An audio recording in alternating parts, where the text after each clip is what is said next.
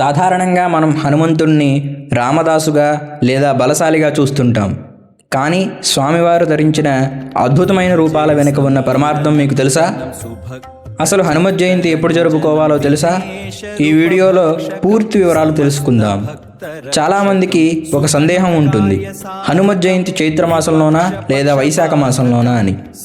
ఉత్తర భారతదేశంలో చైత్ర పౌర్ణమి నాడు జరుపుకుంటే, మన తెలుగు రాష్ట్రాల్లో వైశాఖ బహుళ దశమి నాడు హనుమత్ జయంతిని అత్యంత వైభవంగా జరుపుకుంటాం. మే 12 మంగళవారం నాడు మనం ఈ పర్వదినాన్ని జరుపుకుంటున్నాం. ఈ పవిత్ర సమయంలో స్వామివారి ఈ రూపాలను తలుచుకోవటం వల్ల సకల దోషాలు కూడా తొలగిపోతాయి.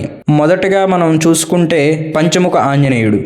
తూర్పున హనుమ, దక్షిణాన నృసింహ, పశ్చిమాన గరుడ, ఉత్తరాన వరాహ, అలాగే ఊర్ధ్వముఖంగా హయగ్రీవ రూపాలు. ఇది శత్రువుల నుంచి రక్షణ కవచం.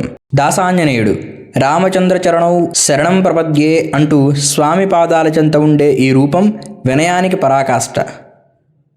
మరో అవతారం సువర్చలా సమేత హనుమంతుడు. బ్రహ్మచారిగా తెలిసిన హనుమంతుడు లోక కళ్యాణం కోసం సూర్యపుత్రికను వివాహం చేసుకున్న ఈ రూపం గృహస్థులకు ఎంతో శుభప్రదం.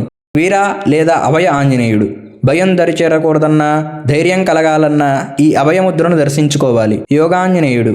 ఇంద్రియాలను జయించి పరమాత్మలో లీనమైన ఈ రూపం విద్యార్థులకు ఏకాగ్రతను ఇస్తుంది. భక్తాంజనేయుడు. హృదయం నిండా రామనామాన్ని నింపుకున్న ప్రేమావతారం. గండభేరుండ హనుమాన్.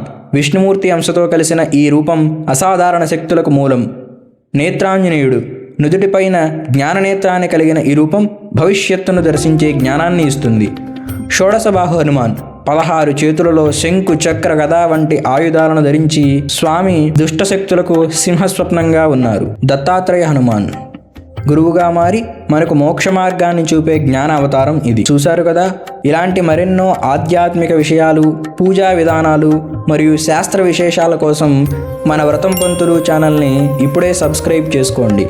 ఈ వీడియో మీకు నచ్చితే లైక్ చేసి 10 మందికి షేర్ చేయండి.